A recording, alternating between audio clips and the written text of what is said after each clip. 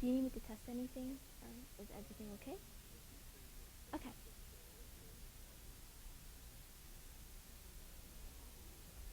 Yes. The Orgo review, right? No, this is chemistry 1. But it said 10:30. It might to be in a 11:30. different room. Let me check. Well, it said it was you in the privacy hall. So It maybe should they be wrote it wrong. chemistry 1. Should be chemistry. That was the. Did you get the old one or the new one? Because the new one I updated it. The Orgo review was actually yesterday that I did. Yeah, I saw that. I was like, oh, is she just doing it again, like Uh-huh. the next day? No, it's So that's what I the thought. Orgo 1 review that was yesterday, and today is the chemistry 1A review. Oh, like, okay. I guess someone got confused because Yeah. they like put all the reviews in one page. Oh, okay. And then they put yours like twice, but it said Or Wednesday and Tuesday. okay. It's okay. I had the Orgo 1 answers. If you want it, I can give you that. You just want to take a picture of the answers. Yeah, sure. And then Let me I get don't have my phone. folder. Oh, okay. Actually, since I have a review now, if you go on the SARC website, I already uploaded the answers with some of the explanations to them. So you go on the SARC website, just click on same thing as this, the UCF SARC Google SI, and you go to Google site, click on chemistry, and then Orgo 1 with Cathy. And then it's under the finals folder, and it has all the answers uploaded and everything already for you. Okay, thank you. No problem. Sorry about that. All right. So we're going to get started. If you guys are not in here for this review, please be quiet. The cameras are really able to pick up voice easily, so try to avoid that. Otherwise, we're just going to start. Again, there won't be a break till 11:30, so if you need to do anything, either try to hold off or you can go in the middle if you need to. So the first one says writing the formula for the compound between potassium and sulfur. So we know that potassium has to be a positive charge and sulfur is a -2 charge. Some of you guys may have learned by crossing over the charges you could do that, but Dr. Patino, if you're in his class, he does not want you to do that. So he wants to do the math behind it. You want to get an overall charge of 0. So you have -2 from sulfur and you have a +1 from potassium. So in order to get a 0, you need to have two +2 charges to get 0. So this would be K2, that's where you get the 2 from, and then S. So it's K2S, which is D. Okay. You guys have any questions? Feel free to stop me in the middle, raise your hands, shout my name if I don't look up. Okay. All right, number 2 says there are 2 electrical balances. They're being tested for standard weight, and the true mass is 1.311 gram, and the rest of the masses are found with these different tables. So if you look at the tables, precision, if you look in the book definition, the definitions are on page 25 of your book.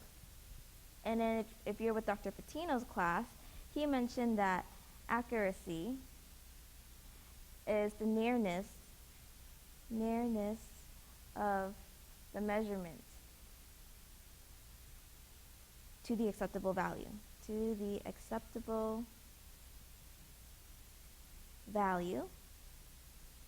And then precision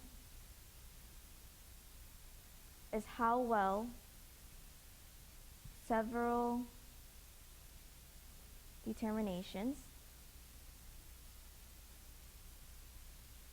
of the same quantity agrees. So those are the 2 different definitions. Again, page 25 of your book should have it if you're not in Dr. Patino's class. So for this, if you look at all of balance A, they're pretty close with each other, so they have a pretty good precision, and they're very similar, almost accurate to the 1.0 gram. Same thing with the balance B. The accuracy is very close to 1.3, and the precision are all around the same number. So this should be good precision and good accuracy.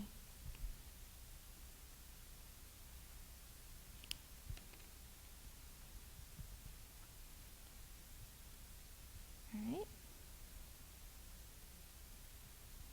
Moving on. All right, so number 3, which is not a salt. So on section 4.8 in the book, they mention what a salt is. And according to Dr. Patino's definition, a salt is ionic compounds made of atoms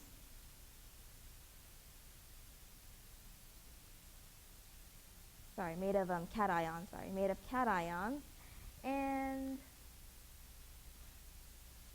anions that don't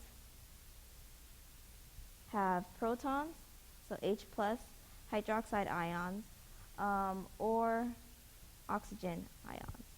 So ionic compounds made of cations and anions that don't have a proton, hydroxide ion, or O2 negative.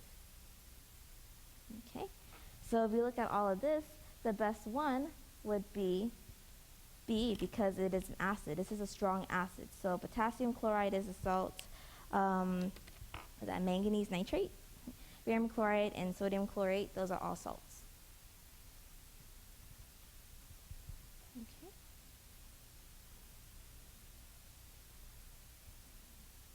Number 4, calculate the work energy W gained or lost by the system when a gas expands from 15 liters to 35 liters against a constant external pressure of 1.5 atm atmospheres. So when we look at this,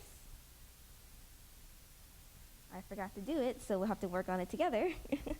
So calculate the work energy. Work is equal to negative P delta V, right? Negative P delta V times it by the constant 101 joules over liters times atmospheres. Right, so we have the change in pressure, so we're expanding, so W should be a positive number, right? Correct me if I'm wrong. So we have negative P, so we're going from external pressure of expands from 15 liters to 35 liters, so pressure is 1.5 atm. V is 35 liters minus 15 liters times it by 101 joules over liters times atmosphere. So when you do the work, 1.5 times it by 35 minus 15 times it by 101 is equal to, you get W is equal to negative 3030 joules, but you see we only have kilojoules, so in other words you have to convert then. This is a negative number, yes, negative number. So you have to convert to kilojoules. When you convert to kilojoules, you have to divide by 1,000 to get kilojoules, and then you will get negative 3.0 kilojoules. So that would be A.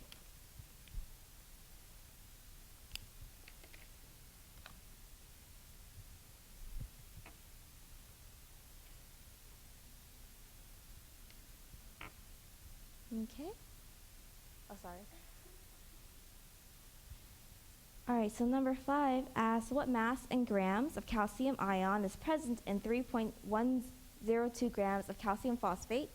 The molar mass of calcium phosphate is 310.80 grams. So if you draw your equation, Ca3PO4 2, and it dissociates, it should dissociate to 3 calcium ions plus 2 phosphate ions. Okay? Why did I write out the equation? Because you're going to need this for your molar or for your stoichiometry part. So this is getting into stoichiometry. All right, so this is a stoichiometry question. Sorry, my handwriting is kind of bad for that one. So how do we do this? First of all, we're given 3.102 grams of calcium phosphate. Okay? So in order to get rid of grams, we have to go to moles. We have to go from grams to moles, moles to moles. So in order to go to moles, we have to divide this by the molar mass. The molar mass is 310.18 grams of calcium phosphate for every 1 mole of calcium phosphate. Now that we have the moles of calcium phosphate, we can do the mole-to-mole ratio between the equation. So for every 1 mole of calcium phosphate, and we are looking for calcium ions, we have 3 moles of calcium ions. So this is from your coefficients. These numbers right here are from your coefficients right here. So this is a mole-to-mole ratio. You have to be able to do this. And then to finally get the total amount of grams of calcium that you have to multiply by the molar mass, which is 40.078 for every calcium ions, for every 1 mole of calcium ions. So what we end up getting is 1.202 grams of calcium. So that would be A. The rounding's a little off for this. This was made from a previous SI later that I just took from. So it's important that you have to do grams to moles. This is the way I remember it, moles to moles, and then moles to grams or whatever you need to look for. So here I have this little guy right here. He's Monty the mole, just to indicate how important this mole is. Like I'm gonna place him right here in the front.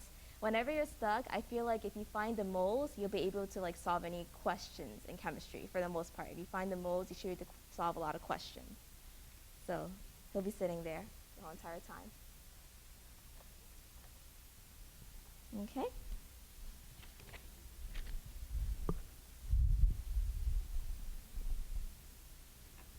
So number 6. The chemical reactions are often studied at 25 degrees Celsius. What is this temperature in Fahrenheit? So 25 degrees Celsius is standard temperature. If you have pressure at 1 atmosphere, that's standard temperature and pressure. So to do that, you have to do Celsius plus 273, right? 273? Yes, 0.15 to go from Celsius to Kelvin. So it's from Celsius to Kelvin, and when you do this, you should get 278. I'm doing the wrong one. This is for Kelvin. So do that for Kelvin. For Fahrenheit, to look for Fahrenheit, you have to do, what number is that? Okay. It's the Fahrenheit minus 32 over 1.8. That's for Celsius. And if you're looking for Fahrenheit, you have to do 1.8 times the degrees Celsius plus 32. So I'm writing out all these equations because you need to memorize all 3 equations unless you have a professor that will give it to you.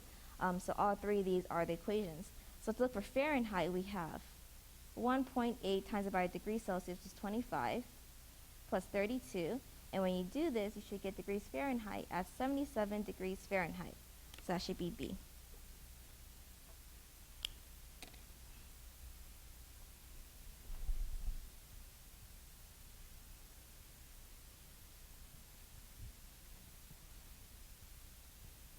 All right. So number 7, the oxidation states. So oxidation states are a little bit different than regular formal charges sometimes. They can be the same, but sometimes they cannot. So looking at this, we have NaBrO4. So NaBrO4. That's our equation right here, a sodium perbromate. So we know that oxygen will always have a -2 charge unless bonded to a hydrogen. I believe with hydrogen it's a different number, or chlorine. It's a different number with something else. So you have -2. You want to get to overall charge of 0 for your oxidation state. Okay? And then for your for sodium, you know it's always going to be a +1 charge, so that's +1. So you have 1 of that. You have 4 of this oxygen, so -2 times it by 4. You don't know what the bromine is. So when you add up these numbers, you get 1 plus x minus 8 is equal to 0. So when you solve for x should be a +7. So in other words, it should be +1 for sodium, +7 for bromine, and -2. So this is just for 1. So for the answer for that, that should be C.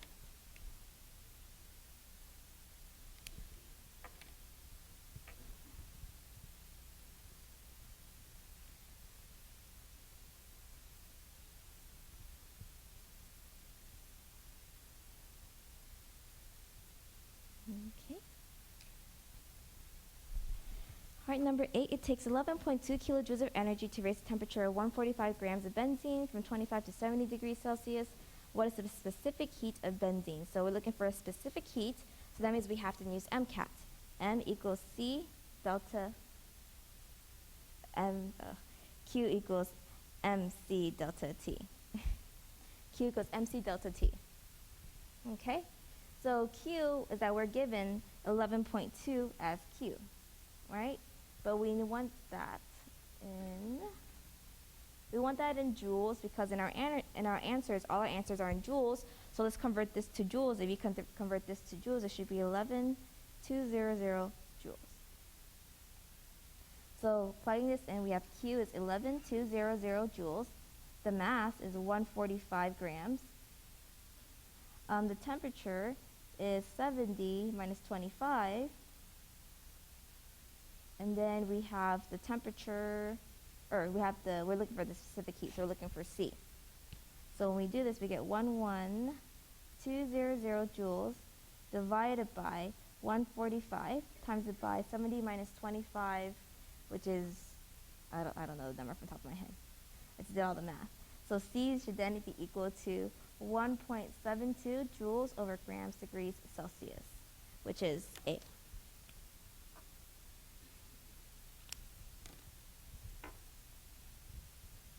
So Q equals mc delta T.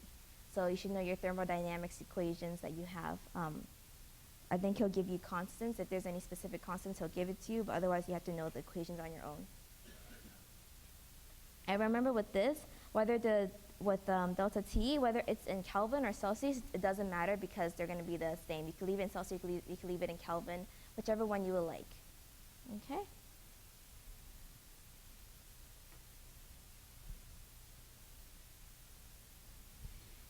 All right, so now we're calculating the mass percent composition. So the mass percent composition. So looking for the molar mass, we have to look for the molar mass of aluminum sulfate. So the molar mass of aluminum sulfate is going to be 342.1608 grams per mole. Okay, 342.1608 grams per mole. All right. So we're looking for the mass percent composition of oxygen. So we have to look for the molar mass of oxygen divided by the molar mass of aluminum 2 sulfate. All right, so the molar mass of oxygen is 15.9999, right? So we have a total of 12 oxygens in this molecule. 4 times by 3 is 12. So we have to worry about that. Over the molar mass of aluminum sulfate times it by 100 to get a percent. So with this, you would get a decimal. So multiplied by 100, you would get a percentage. So the percentage you get is 56.11%, which is D. Part of the rounding's a little bit off. They probably rounded earlier than I did. So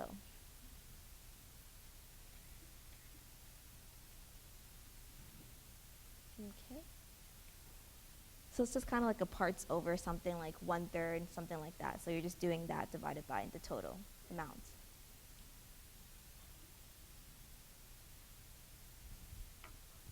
Okay. So number 10, solving the following to get the correct number of significant figures with the correct number of units. So if we multiply the top, we should get 8.3331258.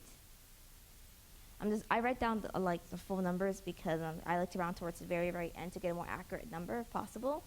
And over here, you're going to add. Remember, when you're adding, you want to keep the lowest amount decimal places. So when you add this, you should get 17.23. But now that you're dividing, so we look here, we have two significant figures here. All right, so we have two significant figures. We have to keep this in two significant figures. So when we do this, we should get 0.48 centimeter squared, which is A.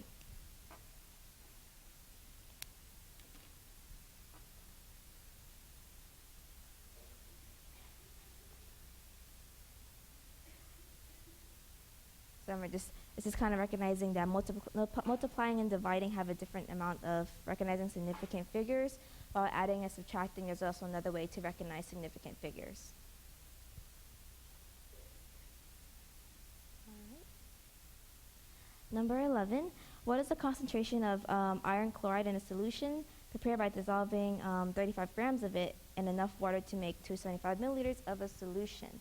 So this is where you have to find, again, always look for the molar mass of everything. I feel like the molar mass is important. So you look for the molar mass of iron 3 chloride. Iron 3 chloride, you would get 162.204 grams per mole. Okay. So you want to get to the amount of moles. Again, whenever you're stuck, just go to moles. Try to find the moles of iron chloride. So let's look for the moles of iron chloride. We have 35 grams of iron chloride, iron 3 chloride. And then when we divide this by the molar mass of iron 3 chloride, 162.204 grams of iron chloride for every 1 mole of iron chloride, we will get 0.215778 moles of iron chloride, iron 3 chloride. And our concentration is molarity, so which is moles over liters. Right? Concentration is moles over liters.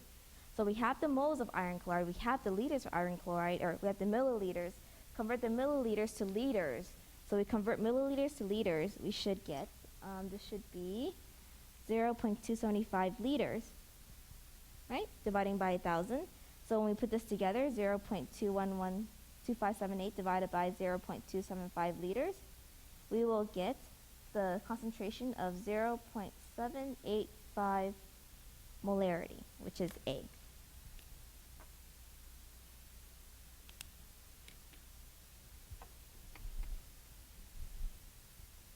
So again, when you're stuck, find the moles.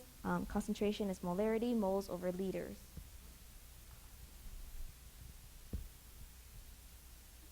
Okay.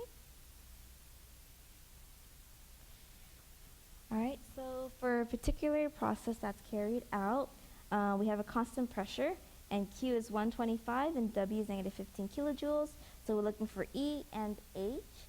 So delta E, or E, is going to be Q plus W, right? So we have all of that. So we have delta E is equal to 125 kilojoules minus 15 kilojoules, because this is a negative number. Again, you could do plus negative 15, but it's still going to be negative, or it's going to be minus 15. So when you do this, you get 110 kilojoules for delta E. Okay? So that's 110 kilojoules. Like, that kind of shows that it's going to be C. But let's check delta H just to make sure. Delta H is going to be delta E plus delta P and V. These are, again, equations that you should know. So delta E, we know that could be, delta E is Q plus W, right? But we have plus delta PV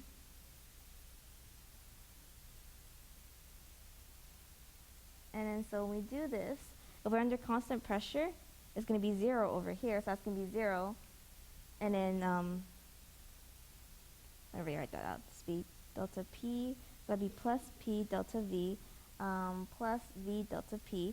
So W, I'm just writing out the equation so you guys know. W is negative P delta V plus P delta V plus V delta P. So these will cancel out. This will be 0 because we have constant pressure, so we get this equal to Q. So delta H would just be equal to Q in this case, which is 125, so that's C. So this is just showing the work of why we get S delta H is equal to Q, because the work will cancel out with the P delta V, and then that leaves us V delta P. But then since we're under constant pressure, it'll be 0, so it's equal to Q. Yes? I'm sorry, what was that? Zoom in? No, it's okay. It's probably hard to see in the back, so yeah, let me know. Better?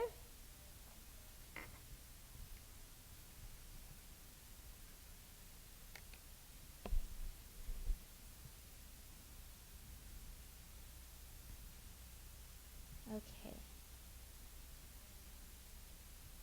Any more questions? Okay. I'll put this right out in the front. If you guys need a copy later or take pictures, feel free to. Okay. 13. All right. So when 30.0 grams of benzene reacts with 65 grams of bromine, and you get 42.3 grams of bromobenzene, what's the percentage yield of bromobenzene, which is that number, and the molar mass of that, they gave it to you. So with this, you should always check to make sure that everything's balanced out. In this case, it is balanced, just to make sure that it is. And then so, whenever you're given two reactants to deal with. You have to find your limiting reagent. Your limiting reagent will yield the lowest amount of your product. So that means you have to find the moles of every single of each reagent, which is really tedious, but you have to do it. So to find our limiting reagent, I'm going to write it on the back because I need room. This is number 13. So to do that, we have, we were given 30.0 grams of C6H6. Okay, that was in the problem. That's benzene. This is benzene. And then we had to divide by the molar mass of benzene, which is 78.14114 grams of benzene over 1 mole of benzene. So you want to get to moles. Again, moles are very important. So when you get to moles, you get 0.38, or sorry, you get a different number, which is, let me write that down, 30 divided by 78.114, which is 0.384 moles of benzene. But again, you have to find the product amount. You have to compare it to a product. Your product is going to be bromobenzene. So for every, we go back to our equation, for every 1 mole of benzene, we have 1 mole of bromobenzene. So that's the mole-to-mole ratio. For every 1 mole of benzene, you get 1 mole of bromobenzene. And so then you get 0.384 moles for bromobenzene. Okay, so now let's compare it to our other one. Our other reactant that we have is bromine. We have originally 65 grams of bromine. All right, divide that by the molar mass of bromine. We get 159.808 grams of bromine for every 1 mole of bromine. Okay, again, compare that to the same product. You're trying to find this bromobenzene. So if we look at our ratios, for every 1 mole of bromine, we get 1 mole of bromobenzene. And then so when we get this, we get 0.407 moles for C6H5 bromobenzene. So which one is the least amount is this one. This is the least amount. So our benzene is our limiting reagent. So this is our limiting reagent. Limiting. So you found the limiting reagent. So now we can use this limiting reagent to go further and find what we need. We are looking for the percentage yield. So we have to make we have to find the theoretical yield. So our theoretical yield is what we will find with our limiting reagent. So we found the moles of bromobenzene already. So we take that moles of bromobenzene, C6H5Br, and multiply that by the molar mass. Again, you're going to deal with molar mass and moles. So moles, don't forget that. So the molar mass of bromobenzene, for every 1 mole of bromobenzene, we get 157 grams of C6H5Br. So we get 60.3 grams of bromobenzene. This is our theoretical yield. Okay, this is our theoretical yield. So theoretical comes from your limiting reagent. I think I spelled theoretical wrong, but you guys get it. So this is our theoretical yield. If we look back in our problem, it said that when we experimented, we got 42.3 grams. So what we're going to do is that we're going to divide that. That's our actual amount. Our actual amount was 42.3 grams. All right, we're going to divide that by the theoretical yield, which is 60.3 grams, times it by 100 to get a percent. And when we do this, we will get 70.1% as our answer, which is A on the other side. So I'll give you guys a moment to copy that down. That's A. So again, our actual amount should always be lower than our theoretical amount. If it goes over, you did something wrong in your experiment or something like that. So our actual yield should be lower or equal to our theoretical.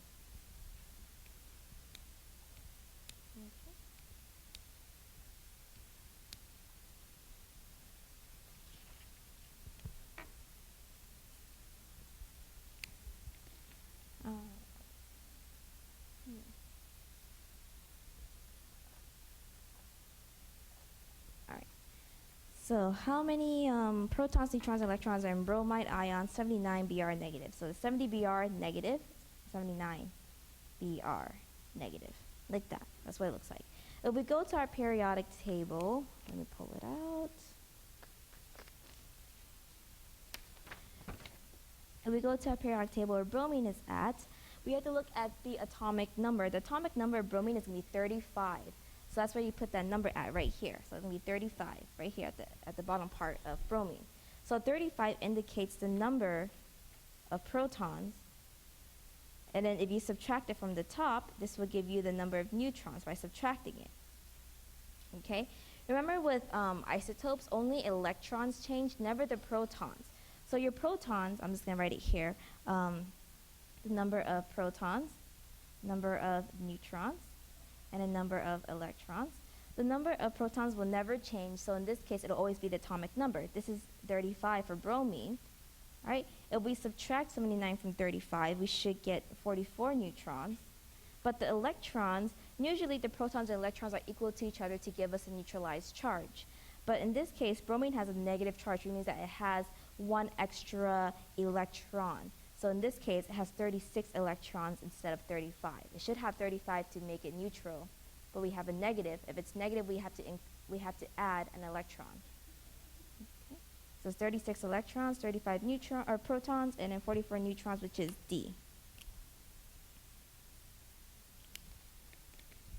Make sense? So if this was a -2, you would have 37. If this was a +1, you would have 34 electrons. You would have one less electron.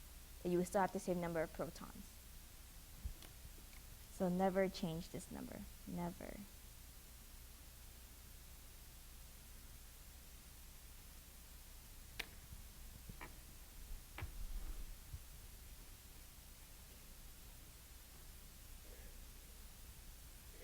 Okay.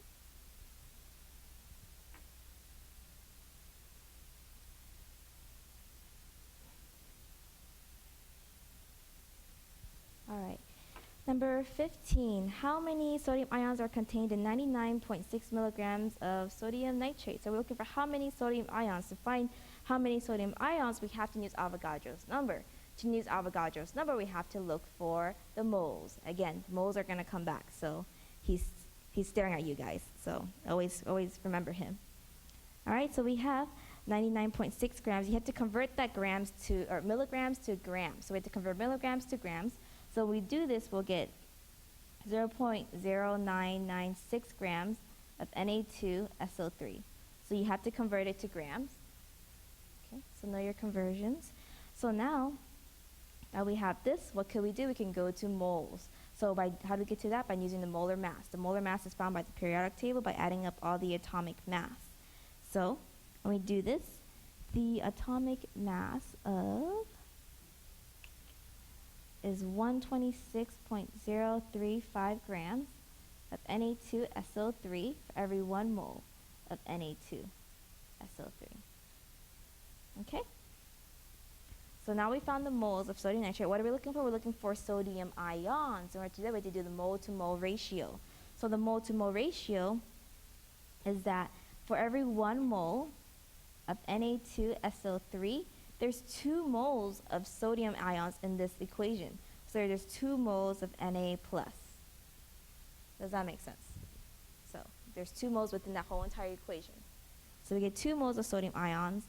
And then to find how many atoms we have or how many ions we have to use Avogadro's number. So we multiply this for every 1 mole of Na+. The Avogadro's number is 6.022 times 10 to the 23rd. So when we add up, when we multiply everything together, and you want to maintain 3 significant figures, you will get 9.52 times 10 to the 20th atoms, or ions. Atoms, or it could be ions, doesn't matter. Atoms, ions, same thing, of sodium ions. So that would be D. So mole to moles. Moles always come back into play. Again, when you're stuck, convert to moles.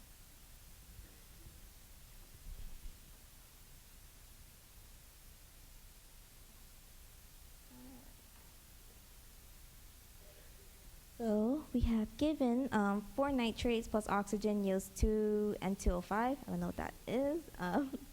Delta H is negative 110.2 kilojoules. Find delta H for N2O5, 2 NO2, plus 1 half O2. So this is kind of dealing with Hess's law, almost like Hess's law. Very similar to it. So we given delta H if it's formed like this, but it's being reversed. So when we reverse an equation, we have to make that positive. So delta H is now a positive 110.2 kilojoules because we reversed it for this equation. Okay? So we look at this compared to our first equation. We have half of what we originally had in this equation. So we multiply this by 1/2. We will get, positive 55.1. And that would be D. So this is, instead of like giving you like 4 equations to find the delta H for, you're given 1 equation, just kind of play around with that equation. So again, when you reverse it, make it from negative to positive or multiply by -1, and then go from there by doing the rest of the math.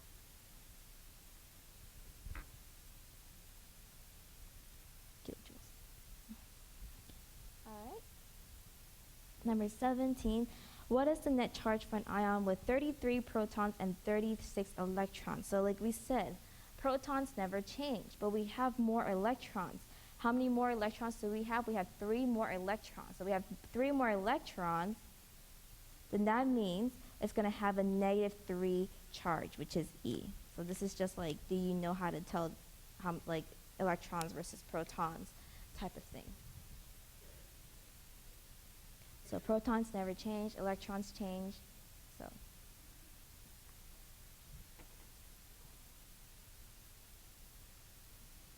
So again, for example, you have 33 protons and 30 electrons. We have 3 less electrons, so that'd be +3. So just trying to give you guys an example. Just electrons change. You're looking at your electrons.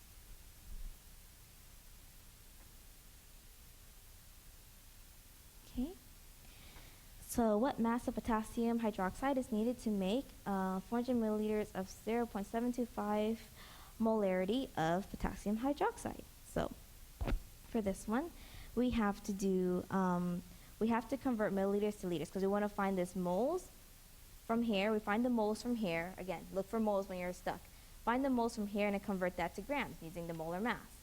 So if we convert 400 milliliters to liters, we get 0.400 liters, right? That's from 400 milliliters to liters, divided by 1,000. And then so the molarity, remember, is moles over liter. So we have moles of potassium hydroxide over 1 liter of potassium hydroxide.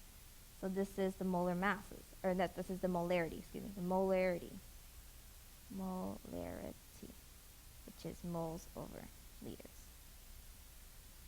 Okay? So we have that.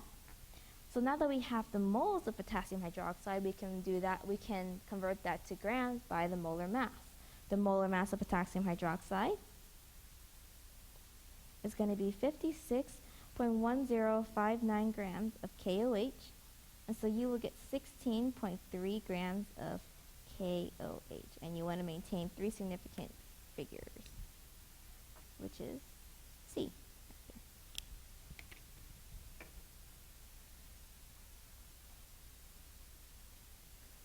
Okay.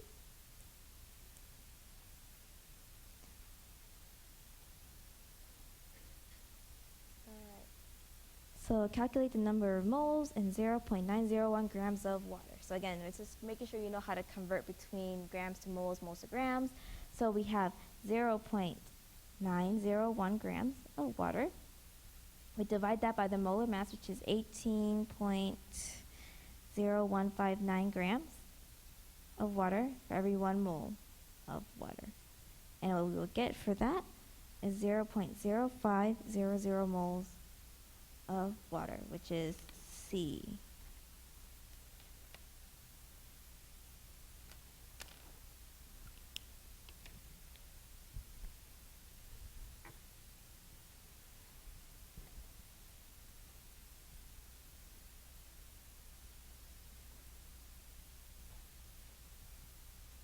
Everyone knows where we're getting the molar mass from, right? No one's confused about that?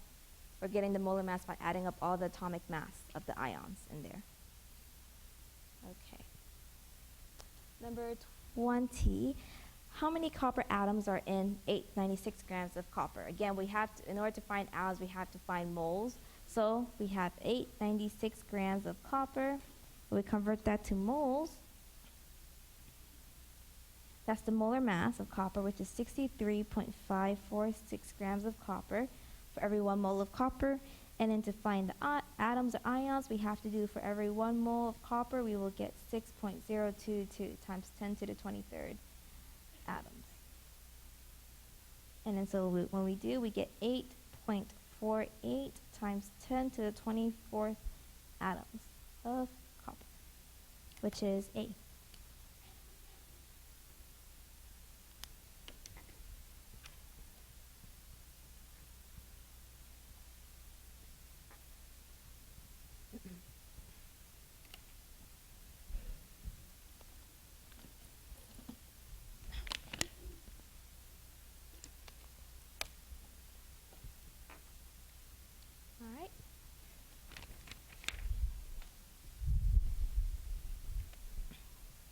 Number 21, so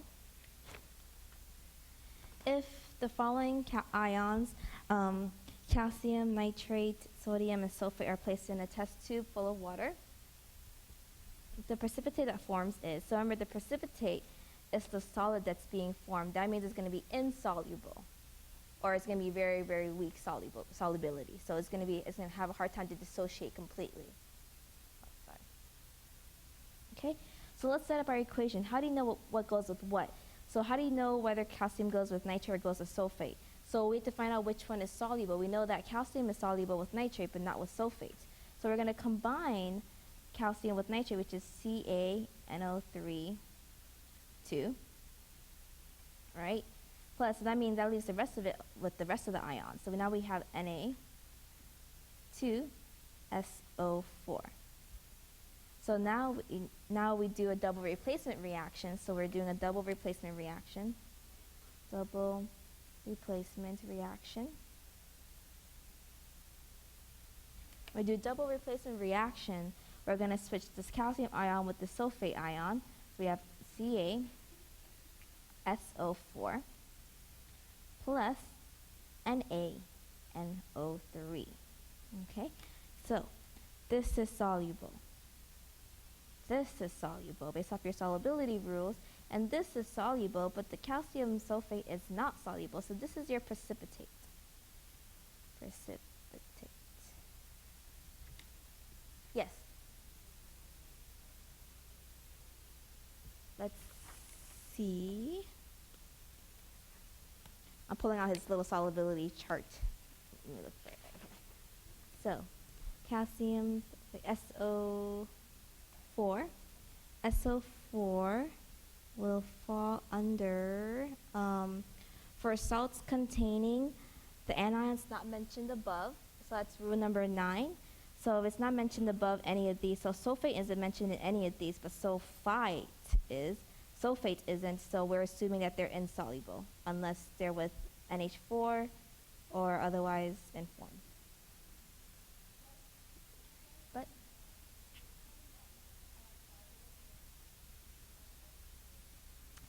SaCa4 number 5, SO4 are soluble except for Pb, strontium. Oh, okay, I see what you did for number 5. Okay, so it's not really dissociate, like it's not a strong dissociate, but it still dissociates but very weakly. So we're going to say that it's a precipitate because precipitates are able to dissociate very weakly. So it's let me look for the definition of the precipitate through his book really quick. So I wrote this down somewhere. Give me 1 second. I'll look for it. So any precipitate could be a weak electrolyte. So it could be non-soluble or it could be slightly soluble. So we're assuming that CaSO4 is going to be very weak soluble. So it's going to be a weak solubility.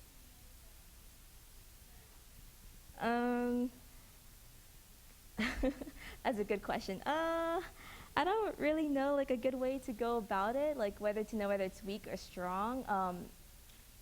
Because, I mean, so I know someone asked him that in class, and he said he can't really tell, per se. Possibly. He could have something that's all soluble, but then there'd be no precipitation reaction. But specifically, this is asking for a precipitation reaction, so we're assuming that this is the precipitate.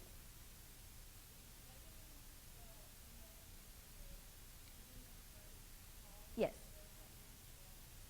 I would say, yeah, anything with alkali metals, personally, I would say anything with alkali metals would be very strong because they dissociate completely really well. So anything with like sodium, potassium, lithium, rubidium, I think those are strong ions or strong soluble ions. But anything outside of that, maybe they're just weaker, so they're weak. So this is still soluble, it's just a very weak soluble ion. Like, I don't know if that makes sense. But this would be your precipitate that's formed. Out of all four of these, this would be the ideal one. Okay. Yes, no. Thanks for catching that. So number 5, I mean, technically it should be soluble, but out of all four of these, I guess the most ideal one would be the calcium sulfate. I mean, if it's still questionable, definitely email him and see. I mean, I sent him this review to look at, and he said everything was good. So...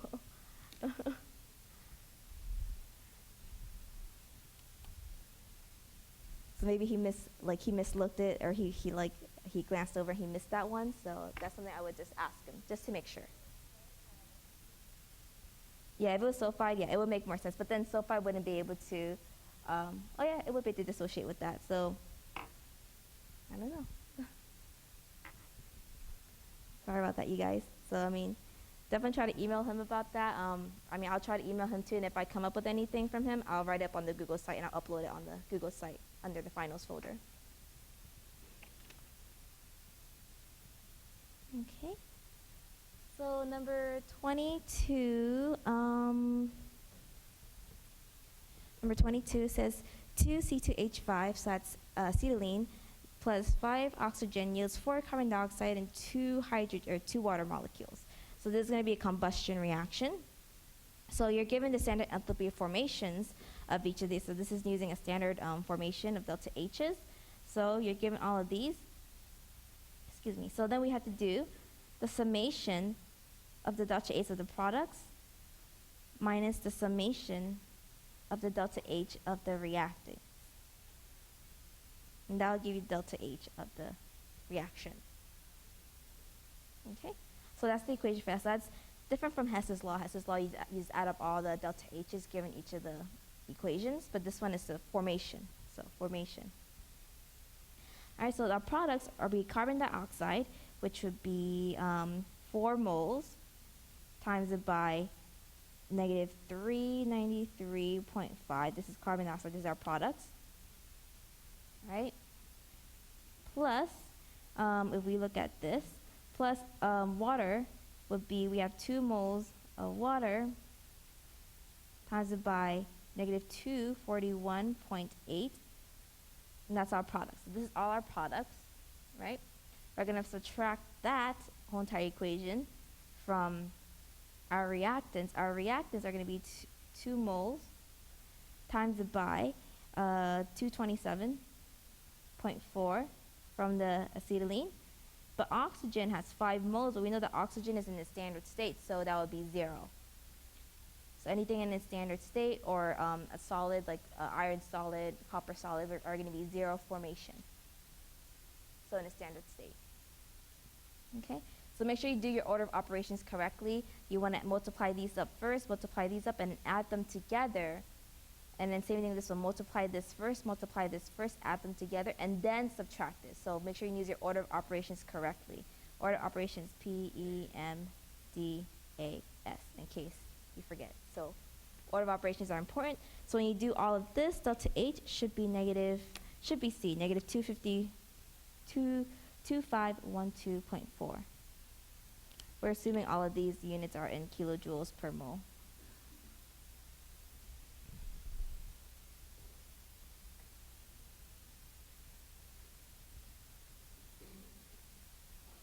Yes, sir.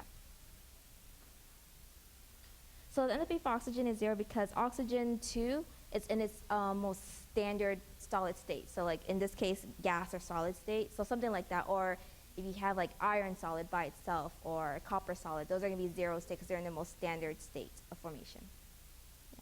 So any of your, what are they called? Diatomic molecules are your solid ions. So your diatomic molecules are, I'm right here. So have no fear. If you've been in SI, you know I'm right. Have no fear of ice cold beer. So that's hydrogen, nitrogen, fluorine, oxygen, iodine, chlorine, and then bromine. So these are your 7 diatomic molecules. Or you can do like that little anchor that he talked about on the chart where he drew in the anchor for the chart.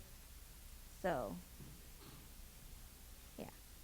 So have no fear of ice cold. So these diatomic molecules will have a zero state formation, and your metals, your solid metals like iron, copper, things like that.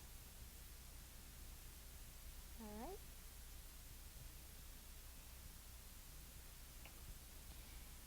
Okay, so we have, what is the average atomic mass of element X? So we're looking for the X. We don't know what it is, but we know the isotope. So to do this, we have to do the percent abundance over 100 times by each one. So this is back in, I think, chapter, I thought I wrote down the chapter. I think chapter 2. Yeah, I wrote this in chapter 2. This is in chapter 2 when we talked about isotope. And then, so you have to do the percent abundance of each one divided by 100 times it by the mass of 1, right?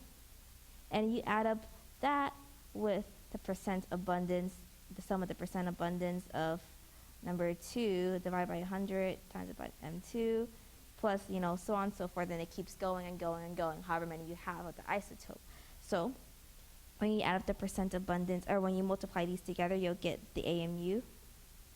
Yeah, you get the AMU, and you can add up the AMU after that. So multiply these together. So when you multiply these together, you will get, this one should be 18.945. This is 2.498. And 2.86. Is that it? I think it's a 6 afterwards. So add them up together, you should get 24.30, which should be end up being B. Let me do the math real quick to make sure that's all good. 0.99.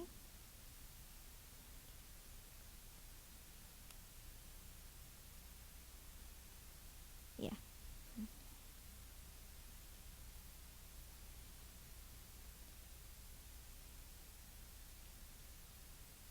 Make sure whatever number you get here, this is the number, you divide it by 3. Okay. This is chapter 2. So if you're confused, look at chapter 2 for this one. Okay? Chapter 2. Okay. So number 24, we have a couple more minutes until our break. So 24, balancing the chemical equation at the bottom. So first, balance this out. Remember when you're balancing out, you want to balance out, if it's not copper, hydrogen, oxygen, nitrogen, those you have to do copper, hydrogen, nitrogen, and oxygen last. But in the case of this, there's more than those 4 elements. So if it's something else outside those elements, you want to focus on your biggest one, like the biggest size molecule or the biggest atomic number. So when you look at this, the biggest one should be, I think I wrote down calcium was the biggest one. So you balance out your calcium first. You should get 3 here. So when you balance out, you should get 3 here, 2 here, and then 3, 2, 6. And then 6 for hydrogen. 2, 6, 6, yeah. So when you eventually balance it out, definitely try it on your own later to see if you can balance it out. That should be 3, 2, and that should be 1, that should be 6. Remember that he can ask you questions like, what is the sum of the coefficients of the reactants? What is the sum of the coefficients of the products? Or what is the total sum of all the coefficients? He can ask questions like that, so don't think that he might not do something like that. Okay? So So now let's go back to our question. Determine the number of milliliters of phosphoric acid that we have given this molar concentration required to neutralize 35.30 of hydroxide. So we're trying to neutralize something. We're doing a titration reaction. So this is a titration reaction. Remember, we can't use that M1V1 equals M2V2 because that's a dilution equation. So we're using a titration. This titration. So when we do titrations, you have to do this. Look where we are looking for the number of milliliters. So looking for the number of milliliters of phosphoric acid. So phosphoric acid. Yes. So looking for the number of milliliters of phosphoric acid. We're given everything for calcium hydroxide. So we can find the moles. Again, find the moles of calcium hydroxide, then go from the mole to mole ratio to phosphoric acid. And then when you find the moles of phosphoric acid, we can find the liters. So we have 0.00150 moles of calcium hydroxide over 1 liter of calcium hydroxide.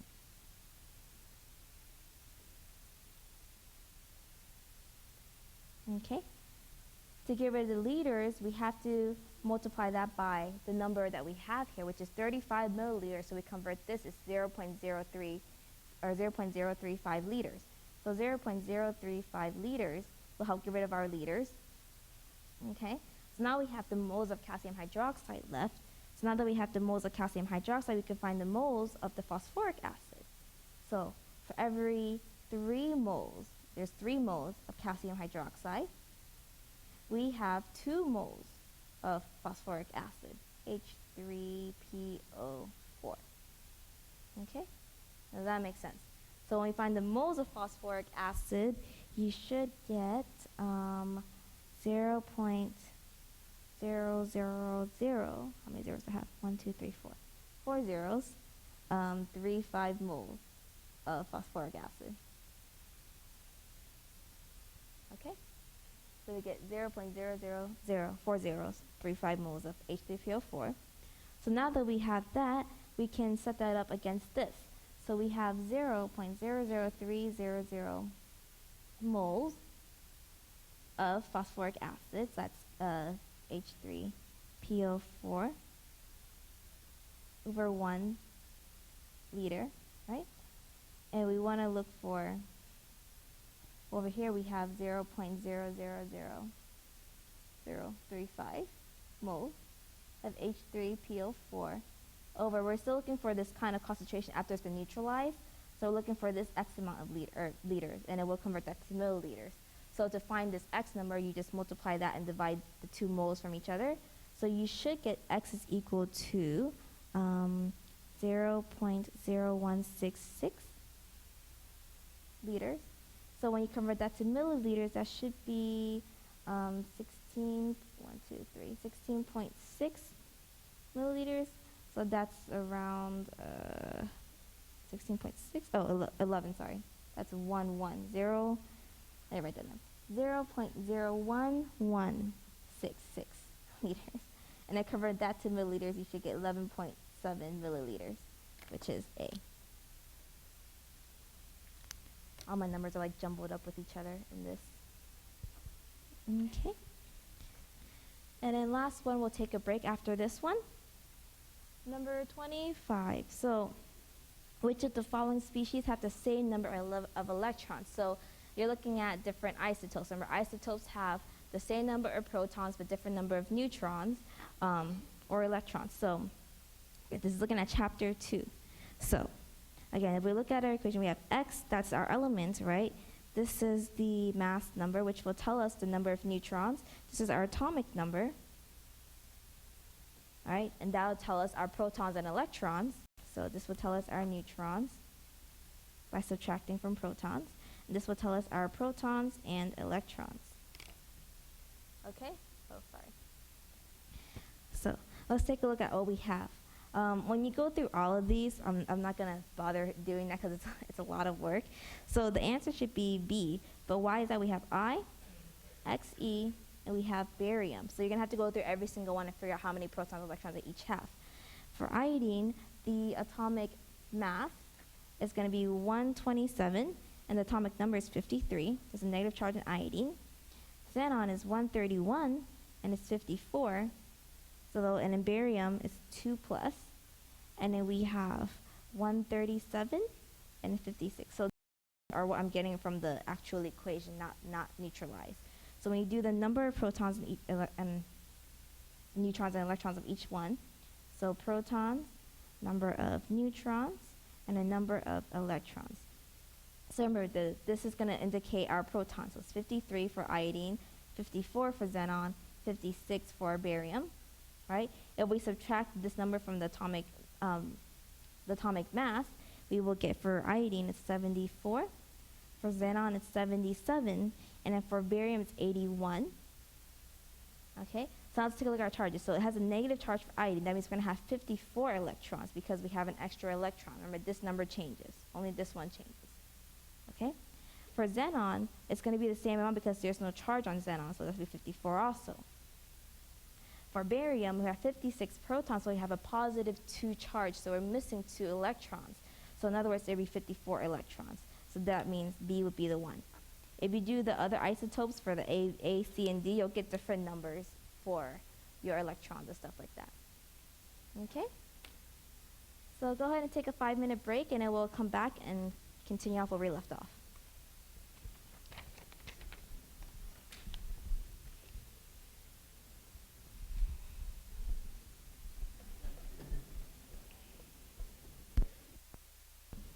Yes, of course.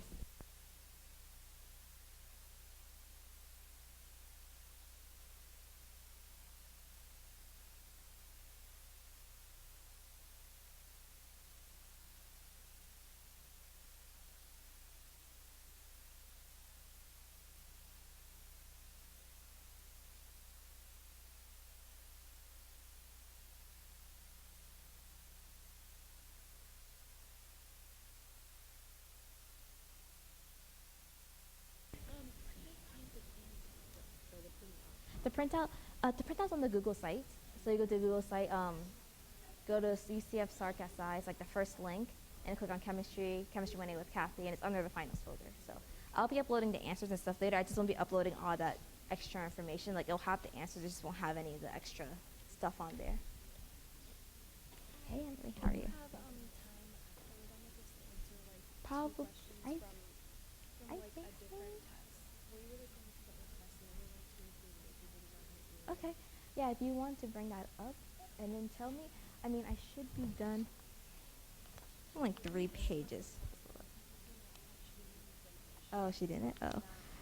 Alright, well, okay.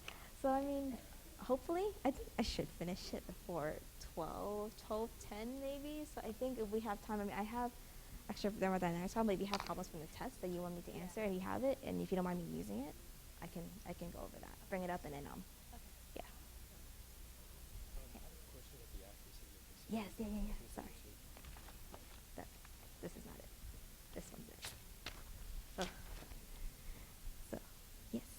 Yeah, so I understand what they both are. I'm just, when we're talking about precision, so like this looks really yeah, precise. this is a little off. I just realized that it's 0.8 instead of 0.9. But I'm like, so this is obviously very yeah, precise. This is like kind of precise, yeah, but compared to this, yes, it's not. yeah. So Compared to this, it's not. Yeah, so when you're trying to decide, like, is it precise?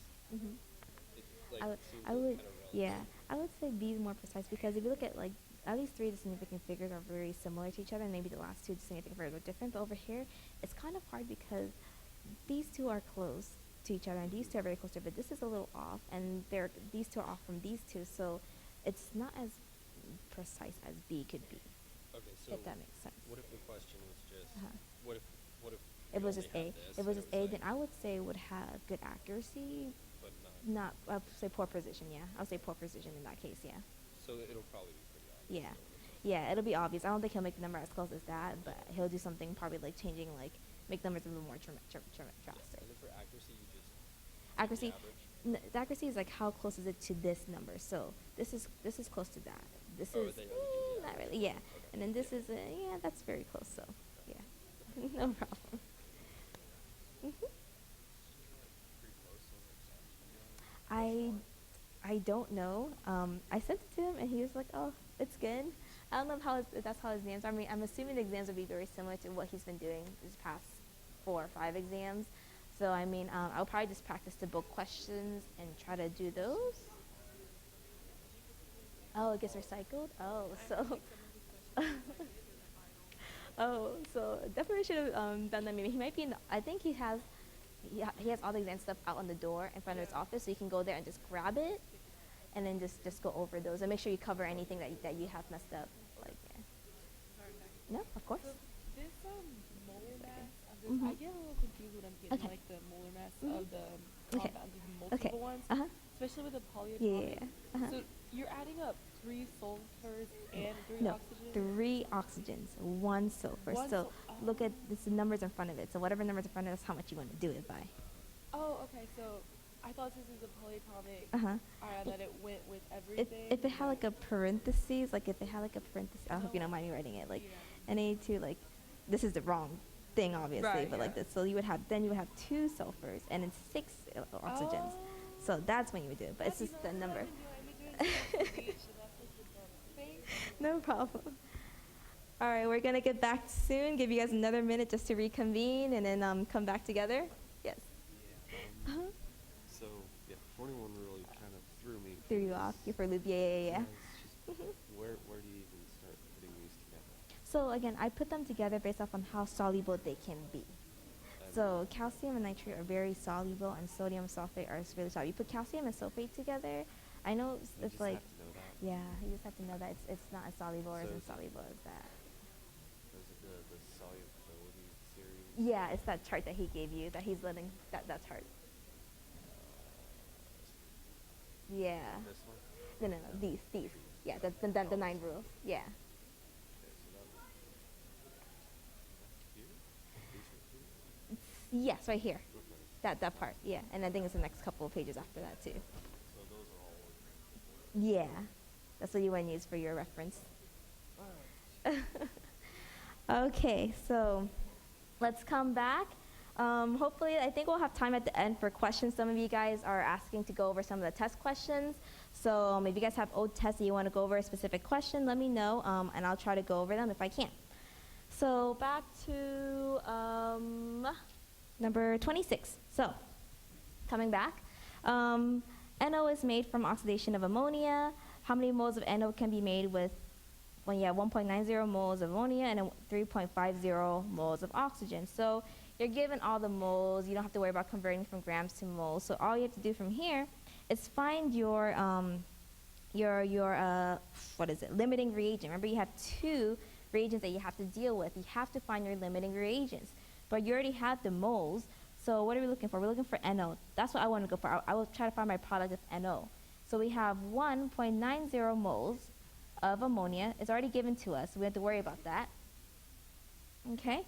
So to do that, we have to do the mole-to-mole ratio between ammonia and the nitrate. Again, remember, limiting reagent. You have to find the limiting reagent. Limiting reagent. So that will be for every 4 moles of NH3, we get 4 moles of NO. And we will get 1.90 moles of NO. So let's take a look at oxygen. We have, what do we have? We have 3.50 moles of oxygen. Again, do the mole-to-mole ratio to find your same product. So we have 5 moles of O2 for every 4 moles of NO. And so we will get 2.8 moles of NO. So which one gives you the least amount? That's the NH3. So our NH3 is our limiting reagent. So our limiting reagent. Okay? So how many moles of NO are you looking for? Well, we already found the moles of NO, 1.90. So that's A. Oh, it's kind of stuck together. Yeah, there you go. So it's 1.90 moles. So I mean, that just kind of helps solve it, but you have to be able to tell which one would give you the least amount.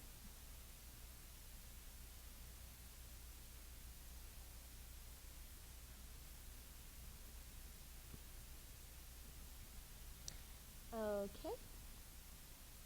Number 27. What are the spectator ions in this reaction using perchloric acid? So we have HClO4 plus potassium hydroxide, KOH. So when we do this, this is dissociation. So these are both soluble. So when we dissociate, we'll get KClO4 plus H2O. So this is a solubility slash acid and base reaction. This is specifically acid and bases because we're using perchloric acid and potassium hydroxide. So take a look at chapter 4, knowing your strong acids and your strong bases. That's important. So when we do this, this would be aqueous, this would be aqueous. So we get H plus ions, right? Plus chlorate, perchlorate ions, right? We also get some potassium ions and some hydroxide ions floating around. Okay? Next thing we have is that we have, again, this is soluble because of the first rule. Yes, all alkali metals are soluble. So we have potassium and we have perchlorate. Water can't dissociate well, so it's in its liquid form, so that's by itself. So your spectator ions are what's going to be canceled out, or what's dissociable on both sides. So this potassium with this potassium, and this perchlorate with this perchlorate. Sorry, there's a negative charge in this chlorate. And so these two are these are your spectator ions. So in other words, it would be C. Okay. Yes. So yes.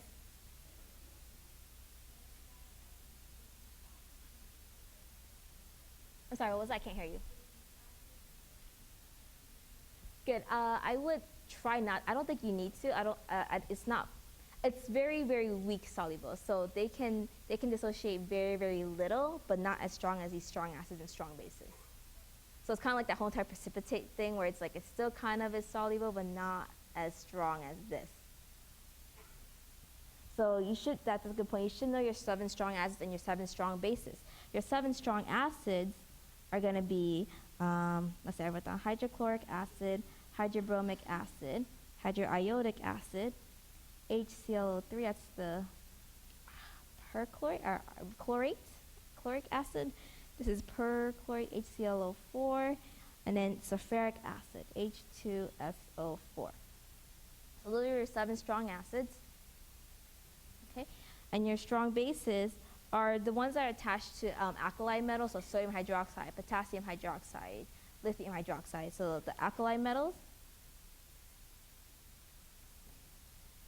And then you also have, I believe it was barium hydroxide, calcium hydroxide, and there's one more, strontium. Yeah, SR, thank you, someone said that. SrOH2. Thank you. Barium, calcium, and strontium.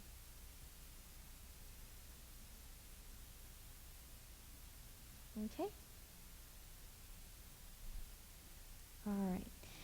What is the molecular formula of a particular compound if its empirical formula is NH2Cl and its molar mass is 51 grams per mole? So the molecular formula is going to be N times by the empirical formula.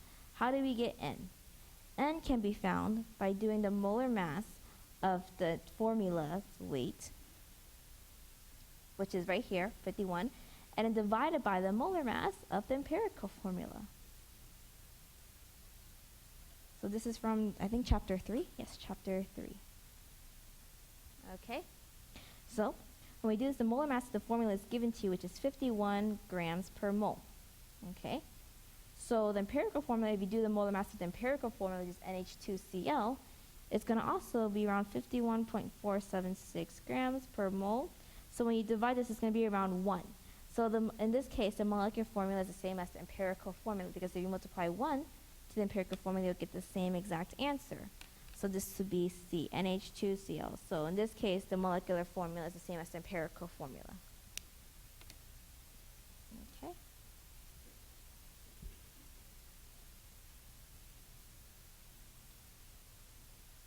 So that's not always the case, but in this case, it is.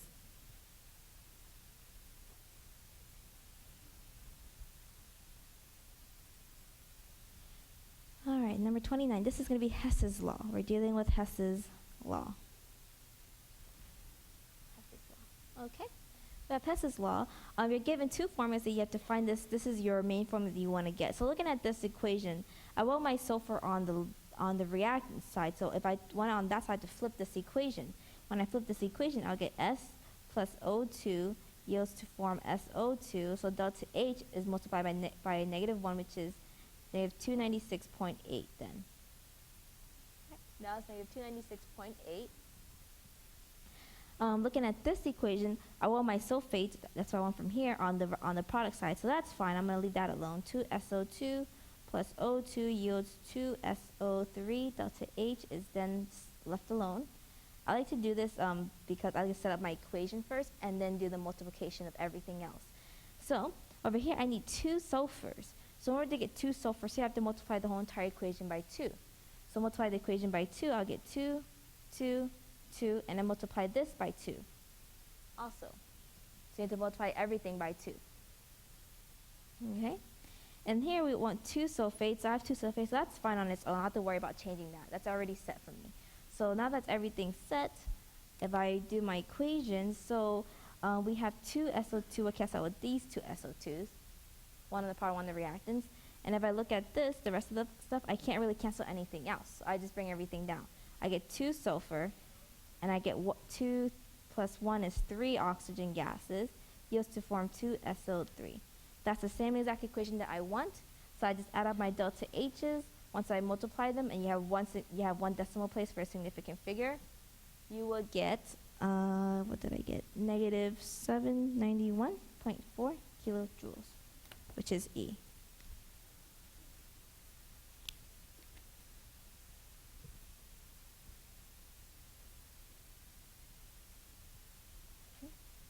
So I mean, again, I found that helpful just to set up the equation first and then multiply everything, just to make sure you have everything on the side for you.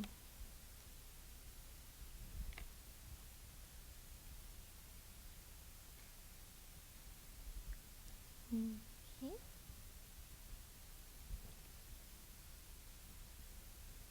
This is Hess's Law, Chapter 6. All right. Number 30. So balance the equation and provide the missing coefficient. So again, balancing up, you want to, looking at Chapter 4. Just again, Chapter 4. So again, balance the largest one first. In this case, I think iron. Iron is the largest one. So we balance out iron. We will get, if we originally put down 2, we wouldn't have enough for oxygen. So your total coefficient should be 4, 3, and 2. So when you do the combining and doing up all the coefficients for it, you should get 4, 3, and 2. Okay?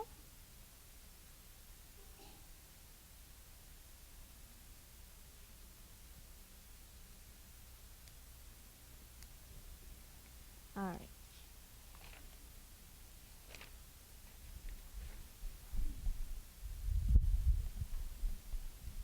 Number 31. How many grams of Na3 are required to form 5 grams of nitrogen gas? So we have 2 and 3 yields 2 sodium solids and 3 nitrogens. So let's do this. We have 5.0 grams. If you're ever stuck, again, what you need to do for this is just go to moles. So again, he's just right here. So nitrogen gas, in order to do that, to go to moles, we have to do molar mass. So 28.014 grams of N2 for every 1 mole of N2. Now that we have the moles of N2, we can go and find the moles of Na3. So for every, how many moles? We have 3 moles of N2. We get 2 moles of N3. Okay. Again, these mole-to-mole ratio coefficients are numbers are coming from the coefficients of the equation. All right. Now that we have that, for every 1 mole, we're looking for grams. For every 1 mole of NaN3, we multiply that by molar mass. So we get 65.011 grams of NaN3, and so we'll get 7.745 grams of NaN3. And we have 3 significant figures, so 7.75 grams of N3, which is B. I know this number's like a little off there.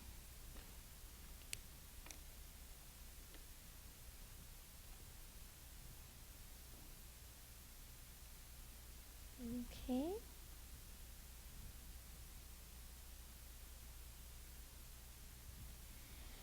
number 32. So what is the correct formula for an ionic compound containing magnesium ions and fluorine ions? So magnesium ions always have a positive 2 charge, right? So in the second column, good. So in the second column, so it should have positive 2 charge. Fluoride will always be a negative 1 charge. Again, you have to add up the charges to be 0. So we have negative 1, and we have positive 2. In order to balance out to 0, we have to have 2 fluorine atoms to get plus 2 minus 2. So in that case, we have Mg.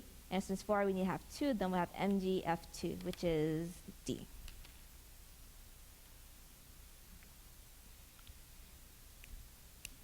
Okay. So MgF2, magnesium fluoride.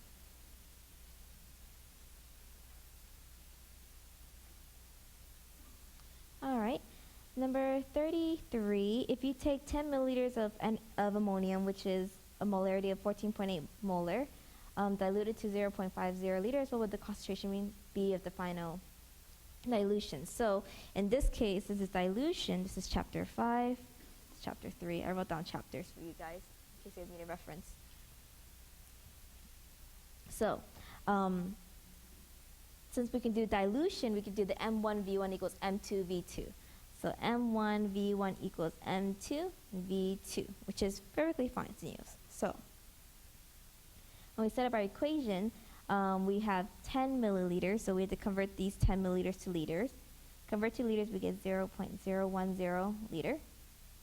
Okay, so that's important. So we have 14, let's see, you take 10 milliliters. So this 10 will come with this molarity, and we have this, we're trying to look for the concentration. So 0.010 liter times it by 14.8 molarity will give us 0.500 liters, and we're looking for M2. We don't know what M2 is going to be. So that's what we're looking for. Okay, so in order to find M2, we just multiply these and divide that by 0.5, and you will get 0.296 molarity for this problem.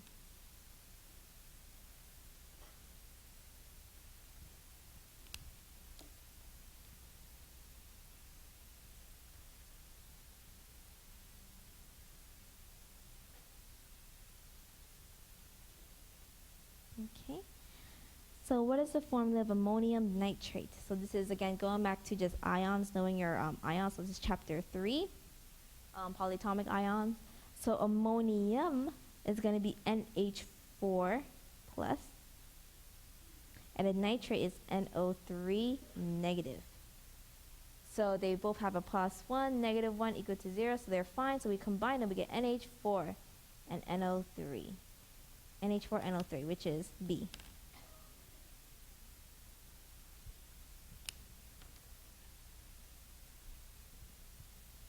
Yes. NH2 to negative is, I'm not sure what the name is. Let me look for it real quick. Amine. I think NH3 is ammonia, and then NH4 is ammonium. NH2, I'm not sure about NH2.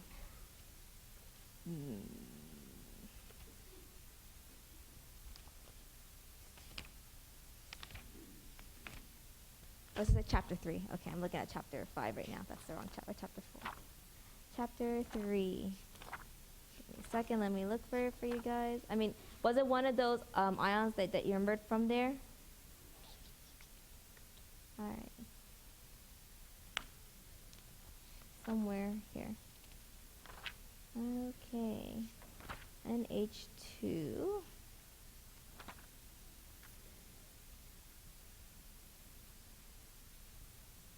He doesn't have NH2 in here, so I'm not sure what it is. I'm assuming since it's not on the polyatomic list, you don't have to know it. NH2. There's NO2, but there's no NH2. So, okay. All right, so going back to 35. So for the given reactions, we start with 5.50 moles of aluminum and 10 moles of chlorine. How many moles of chlorine will be left over at the end of the reaction? So we start with, what do we need to do? So we need to find the moles. So again, we have two reactants. We have to find a limiting reagent. So for the limiting reagent, we have 5.50 moles of aluminum, 5.50 moles of aluminum, and then we're looking for AlCl3. How many moles of chlorine will be left over the reaction? We're looking for chlorine, Al. So we have 2 moles of aluminum for every 2 moles of AlCl3. Okay, so we have to find the limiting reagent anyways. So then we have 10 moles of chlorine. For every 3 moles of chlorine, we get 2 moles of AlCl3. Okay, so this one will get 5.5 and this one will get 6.7 moles. So our limiting will be aluminum. So we have to use aluminum to find how many moles of chlorine we will need, because this is our limiting reagent. So 5.50 moles of aluminum. To find the moles of chlorine, we have to do, for every 2 moles of aluminum, we have 3 moles of chlorine. And we'll get 8.25 moles of chlorine. Okay, so we're looking for how many moles of chlorine will be left over. So we have 10 of them. So we subtract 10 from this, our theoretical yield, this is our actual. 10 minus 10.0. 10.0 minus 8.25 moles of chlorine, we will get 1.75 moles left. I mean, technically it should be 1.8, but the one who made this before didn't do the significant figures. So it's it should be 1.8 for significant figures wise, because there's only there's one decimal place here. Okay. Does that, yes? So we have two reactants, right? So we need to find the limiting reagent, because the limiting reagent will limit what we have, what we can form. So we're going to compare it to our products to find the lowest amount of products, okay? So that part makes sense so far? So we find 5.5 moles of aluminum chloride versus 6.7 moles of aluminum chloride. So this will be less. So this is our limiting reagent. So now we're going to use that limiting reagent to find our moles of chlorine. So we're going to do 5.5 moles, that's what we're given with, right? And then do the mole-to-mole ratio to find the chlorine. So it's kind of like what we did here with the products that we're doing it for chlorine, because we're looking for chlorine. So this is our theoretical amount, because this is the most amount that we can get with our limiting reagent. So then we're going to take this and subtract it from the 10 moles, because 10 moles is what we have. We had 10 moles originally. So then when we subtract 10 moles minus 8.25, we get 1.75 moles left over of chlorine. Does that make sense? Okay. So this is our leftover moles of chlorine. That's just what we have left over. Okay.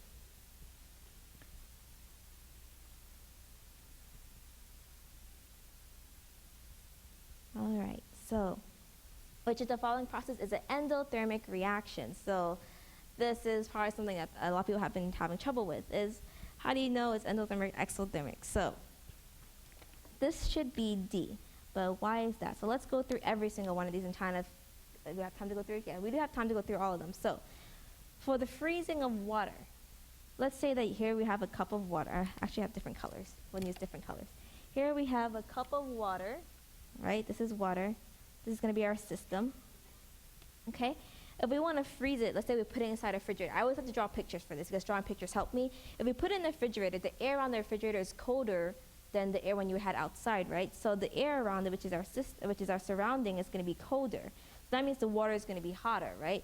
So in other words, heat is going to flow from hot to cold, so it's going to go out of the system. So then that's the way it can freeze. So this is going to be an exothermic reaction then. Freezing of water is an exothermic reaction. All right? Exothermic reaction. So let's see the combustion of gasoline. He mentioned that any type of combustion will always be an exothermic reaction. This will always be an exothermic reaction. Any type of combustion reaction will be exothermic. Okay? He mentioned that. And then number C, a hot pack needs to treat sore muscle. So here we have my little hand. It's missing a finger. Oh, he's missing a finger. So my hand. This is my hot pack. This is the system. Okay? The hot pack is going to be hotter than your hand, right? So in that case, the heat's going to go from the hot pack to your hand. It's going to leave the system and go to your hand, which is an exothermic reaction. This is an exothermic reaction. Okay. And in the vaporization of alcohol, if we have, I don't know how to draw the alcohol. We'll use this. This is a puddle of alcohol. So this is our system. So when we leave it out, it's going to eventually evaporate, right? It's going to disappear. So in order for it to disappear, it's going to gain the air on it's going to be hotter than the system itself. So it's going to go towards the system, and that's what causes the evaporation or vaporization.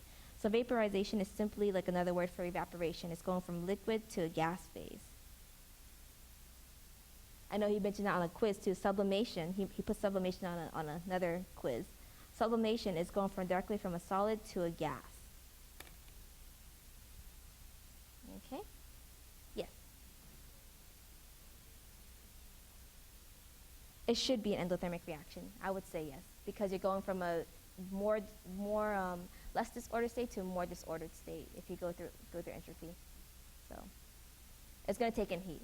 So I mean, if you think of it as like putting salt in water, salt is a solid. If you boil it enough, it's going to take in heat and it's going to dissociate essentially. So yes, sorry, you had a question. Oh, okay.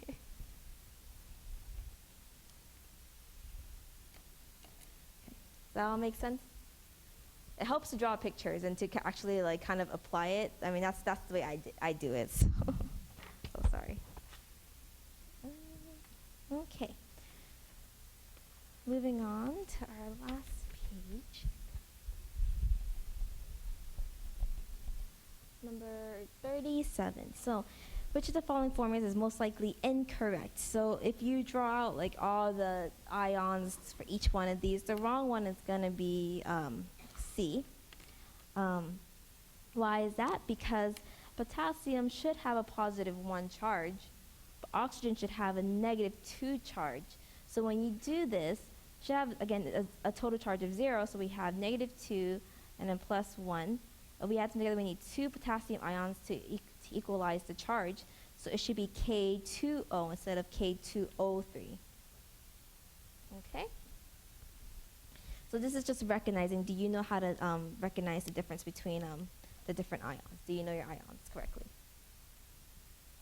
All right. And then lastly, we have 2 more questions, 38. So this is chapter 3. So determine the empirical formula of the compound, which has the following % composition of this. So you're given the percentages. Remember when you have percentages like this, you want to assume a 100-gram sample. When you assume a 100-gram sample, what it means that you just change all of these to grams. So instead of 21.7%, you have 21.7 grams of copper. Instead of 68.7%, you have 68.7 grams of fluorine.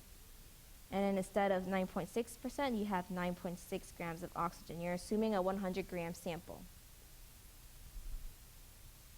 All right, so again, assume 100-gram sample. What do you guys think we should be doing now? Convert to moles, good. Get to moles, so convert to moles. So now we have to convert to moles for every single one of these, every one of these. 21 grams of copper times by 12.011 grams of copper for every 1 mole of carbon.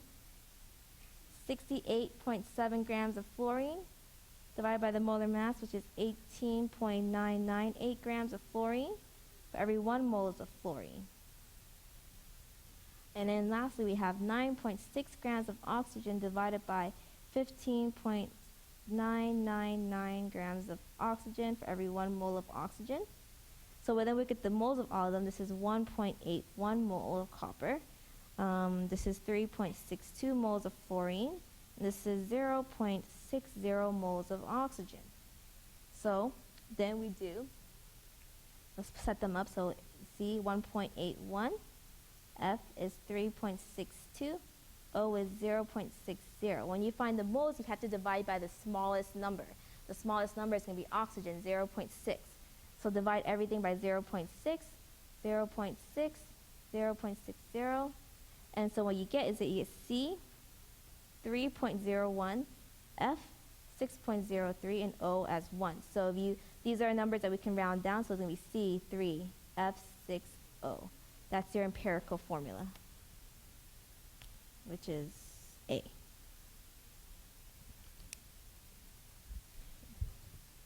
So when you're doing empirical formula, you have to divide by the smallest mole number.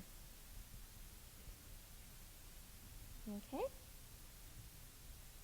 And then lastly, we have what mass of potassium chloride is needed to precipitate silver chloride from 15 milliliters to 0.2000 liters. So AgNO3 plus potassium chloride yields to form AgCl plus KNO3. Okay. So when we do this, we should just convert to moles. So we have 0.200 moles over liters of silver nitrate, AgNO3, right? We have the liters. If we convert this to liters, it should be 0.015 liters from the milliliters, right? Now that we have moles of silver nitrate, we want to look for moles of, because we're looking for mass of potassium chloride, we want to look for moles of potassium chloride. So for every 1 mole of AgNO3, we get 1 mole of potassium chloride. And then to find the grams, we just do the molar mass. For every 1 mole of potassium chloride, we get 74.551 grams of potassium chloride, KCl. And you should get 0.2236 grams of potassium chloride, which is 0.224 grams of KCl, which should be B.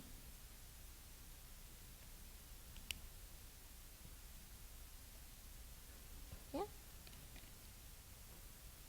So we have like 24 minutes left. I know someone had like some test questions about one of the test questions. So if you want to bring that up and work through that, I would be more than happy to go through that. I think, Emily, let me grab it from you. Do you have the test questions that you wanted to go over? It was this one. Uh-huh. And then, well, this was more like something I wanted you to look to see where I did it wrong. Okay. It was like I changed it one, I got like Okay. I'll go over that too then. All right. Okay. So if you're taking pictures, please do it silently. We're still continuing this a little bit with some extra questions. So this was a test question. It says calculate the internal energy change. So calculate the change. And if you're leaving, please be quiet and leave quietly. Thank you. Calculate the change, internal energy of delta E. Did you have a question too? Yeah. Of course. Thank you. Calculate the internal energy, delta E, for a system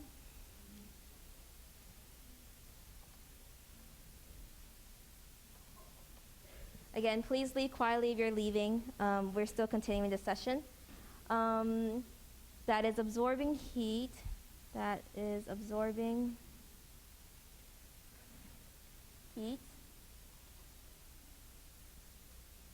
which is 44.6 kilojoules, and is performing 855.4 joules of work on the surroundings. The surroundings.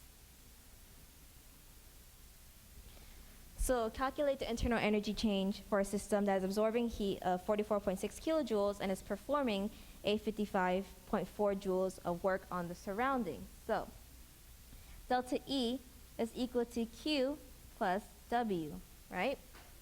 We know that Q is a system that's absorbing heat. If it's absorbing heat, it's going to be a positive energy. So this should be a positive 44.6. So positive 44.6 kilojoules. Okay, work, if the work is doing work on the surroundings, that's a negative number, right? Work on the surroundings is a negative number. Let me check to make sure. Correct me if I'm wrong. I'm taking a look at it right now. Work on a system. Let's see if work is being done on the system. Okay, here we go. So let's say it says work is on the surroundings. So work on the surroundings is gonna be a negative number. So work should be a negative number. So we have to convert this to kilojoules, or we have to convert this to joules. I'm gonna keep it in kilojoules because the answer is in kilojoules. So converting this to kilojoules, you would get 0.8554 kilojoules. But since it's doing work on the surroundings, the system's doing work on the surroundings, it's gonna be a negative number, so it's gonna be negative 0.8554 kilojoules. Right? So when we add this up together, we should get 44.6 minus 0.8554. You will get 43.7 kilojoules. That's your delta E. So being very careful. So again, if work is being done, work done by the system to the surrounding, like this question, it's going to be negative, equals negative number. And if it's vice versa, it's going to be positive number. And then if it's absorbing heat, if we're absorbing heat, the system is absorbing heat, Q is going to be a positive number. Okay? So that was one of the questions on the test, so calculating internal energy. All right. Okay. That was that one. So the other one is lithium burns in air to produce lithium oxide. And you're given this equation: 4 lithium plus oxygen gas yields to form 2 lithium oxides. When 8.0 moles of lithium burns in the presence of 3.0 moles of O2. Again, please, if you're talking, please keep it very, very low. The camera does pick up voices easily. Which is the excess reagent, and what amount of moles is left after the reaction? Left after the reaction. So now my handwriting's a little bad here, but so lithium burns in air to produce lithium oxide. You get 4 lithium plus oxygen gas, yielding 2 lithium oxide.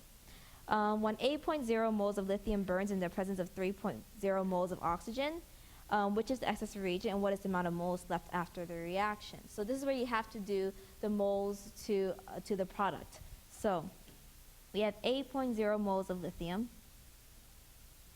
All right. For every 4 moles of lithium, we have 2 moles. I spelled moles wrong. 2 moles of Li lithium oxide.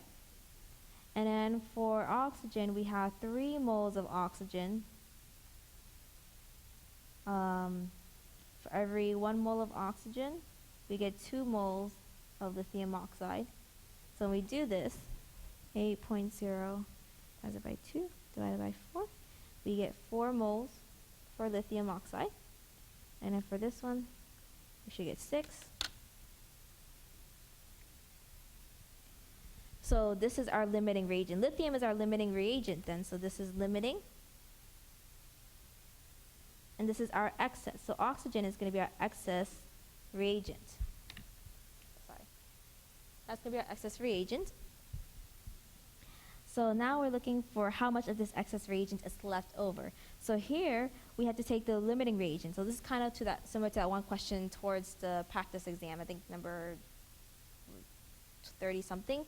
So we take in the limiting reagent, we have 8.0 moles of our limiting reagent, right? So this is our actual amount that we got. We have to look for our theoretical amount. So this is our actual amount. 3 moles is our actual amount. So we have 8 moles of lithium. For every 4 moles of lithium, we have 1 mole of oxygen gas left over. So when we do this, we should get 2 moles of oxygen gas. So then this is our theoretical amount. This is now our theoretical. So now we have to subtract that number from our actual amount. So we have 3.0 moles. This is what we got, minus 2 moles, 2.0 moles. And we should get 1.0 moles of oxygen gas left over. So your answer should be O2 is your excess, and you get 1.0 moles left over. I'll highlight it. Oh, I just made a mess. But yeah. So that's the approach. That's very similar to the other question that we had on the practice exam.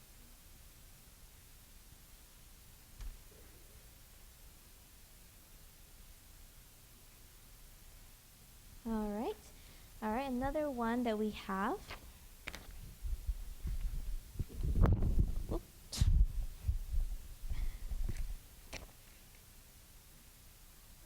Okay, so this one, number 2, it says a 4.236 gram sample of a hydrocarbon is burnt in oxygen to give 3.810 grams of water and 13.96 grams of CO2. What is the empirical formula of the hydrocarbon?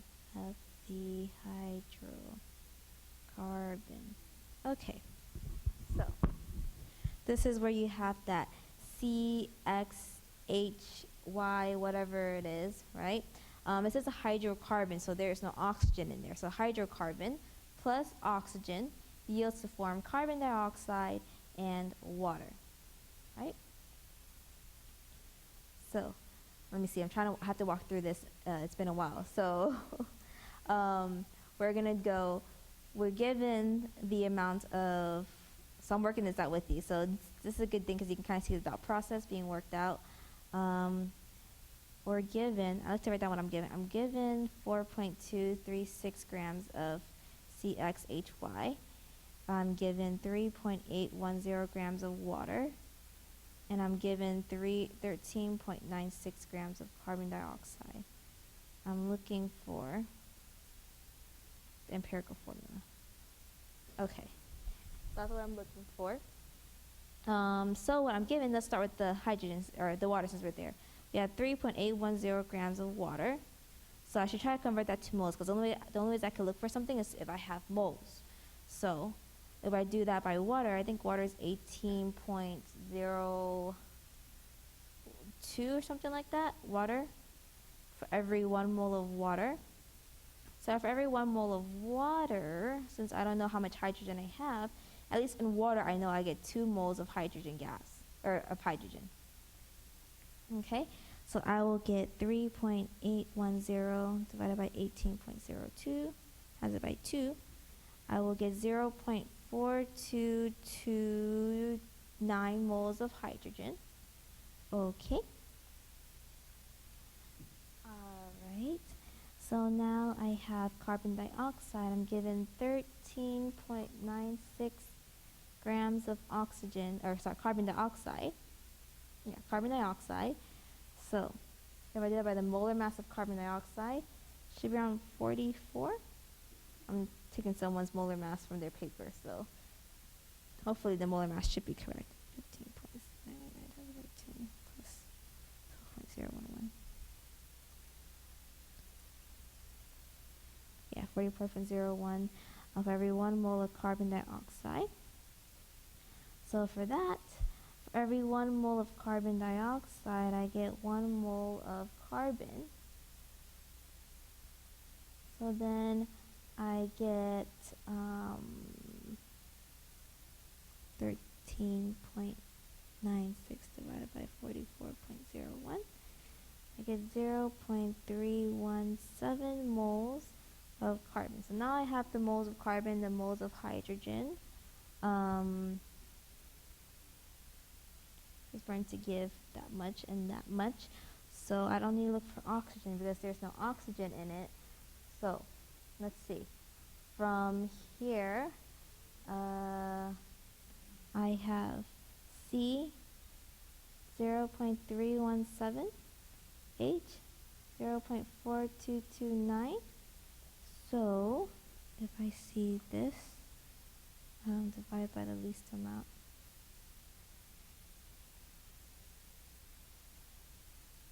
What's the empirical form of hydrocarbon? 7 0.4229 divided by 0.317. So I get C1 H 1.3333. Okay. So I believe if it's 1.3, you can't have that. You need to be able to divide that to make it better. Let me check to make sure. Yeah. Oh, yes, I'm sorry. Thank you. So we did all the math. So we get these two numbers, C1 and H 1.333, right? The 1.3, this number right here, has to be either a 0 or a 9 for it to really work. So you have to, that's why you have to trial and error the numbers. So if you multiply this by 2, so C2H, if you multiply 1.333 times it by 2, you'll get 2.66. That's still not a 0 or a 9, so you have to try again. So let's multiply by 3 then. C3H 1.333 times it by 3. That'll give us 3.99, which you could round up to 4. So it's C3H4. So this is where, like, even though you found the empirical formula for it, you need to have the second digit to be a 0 or a 9 for it to work. Okay? So in this case, it's be C3H4 as the empirical formula.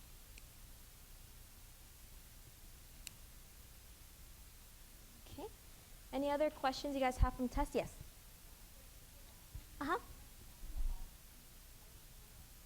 So that's a good point. So if you have to find the oxygen, what they should give you in this thing is, okay, there's a sample of a hydrocarbon with oxygen, and it'll give you like the number of moles or number of mass of the total compound, and then from there you can subtract the moles from that compound itself, and you can find the oxygen.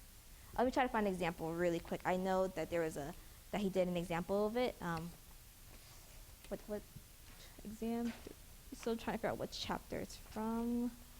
Let me find it.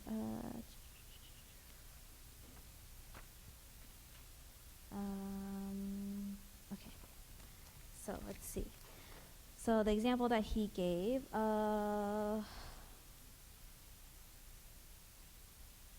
Okay. So you're given the molecular weight, molecular formula. You're given the molecular formula. Find carbon dioxide, find hydrogen. Okay. All right. So the example that he used. Okay. So let me take this away.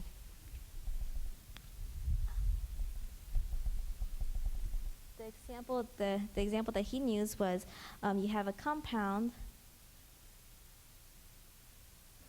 with CHNO in a combustion reaction.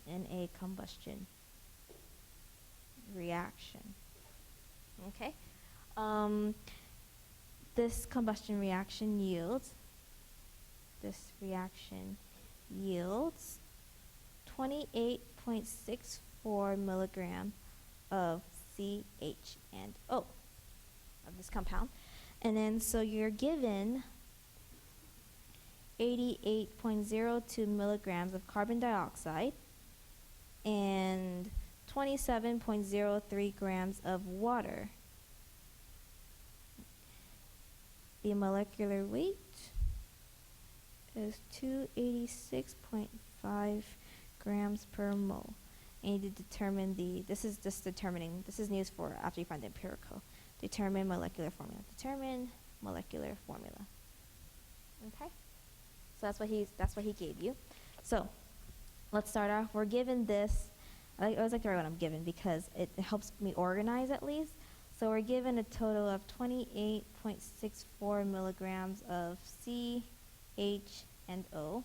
I'm given 88.02 milligrams of carbon dioxide. And then I'm given, what am I saying? I'm given 27.03, is that milligrams or grams? That's the milligrams of H2O. So I'm given all of this.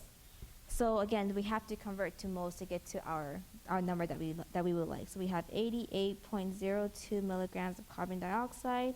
Convert that to grams. For every 1,000 milligrams, there's 1 gram of carbon dioxide.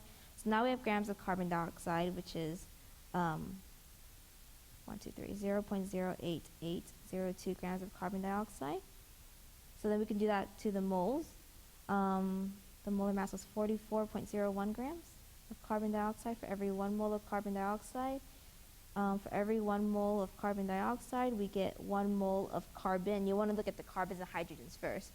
And then since, yes, we have the moles, but we need to find the milligrams because we're given the milligrams to subtract from. So convert that to grams through the molar mass. So 1 mole of carbon, we get 12.011 grams of carbon. So that's the molar mass. Sorry, it's a little hard to see. And then so what you'll get, let me do this, 0.08802 times 44.01 times it by 12. You should get around 0.024 grams of carbon. Convert that to milligrams, we get 24 milligrams for carbon. So let's look at hydrogen. Now we have 27.03 milligrams. I'm just going to convert that to grams, which is 0.02703 grams of hydrogen or water. 18.01 grams of water. For every 1 mole of water yields, or also has 1 mole of water has 2 moles of hydrogen. So again, we're looking at the hydrogen and carbons.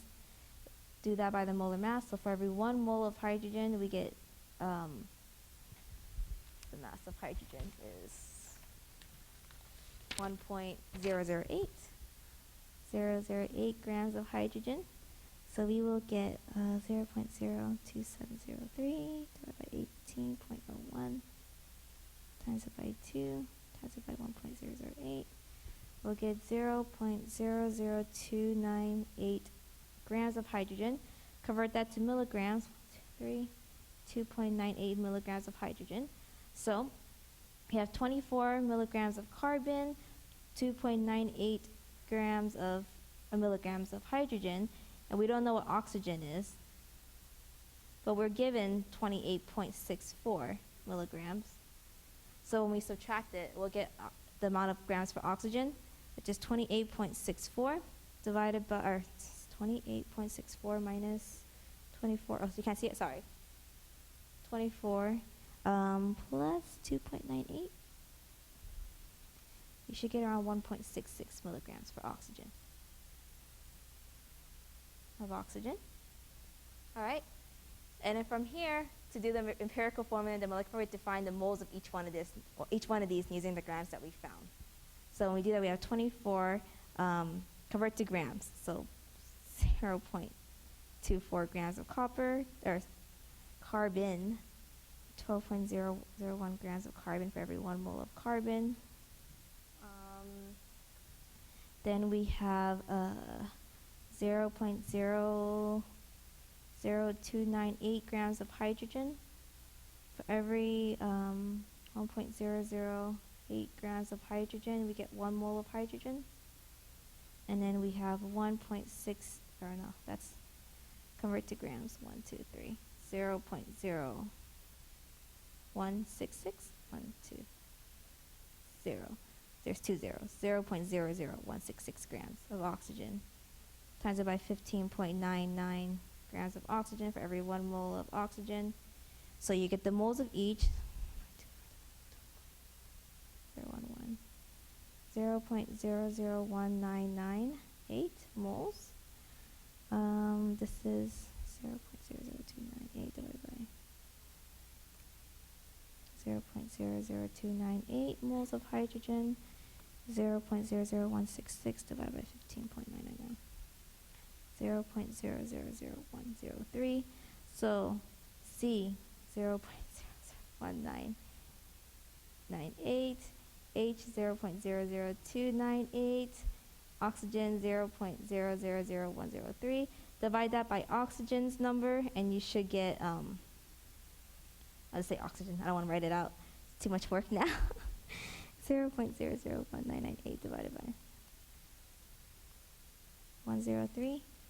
You should get C 19.3, 0.00298 divided by 28.9. This is 1. So you have to fix this carbon number up. Fix that carbon number up, and then multiply by multiply everything by that number, and you should get the empirical formula. In order to do the empirical formula, do the molar mass to find the molecular formula. But this is how you'll find the oxygen, essentially. Is that you'll be given everything that you need. It's just going to be a longer process. All right. So thank you guys. If you're in Dr. Patino's class, I'll see you guys tomorrow morning, bright and early. Good luck. You know, I don't know what to say. Have a good day, you guys.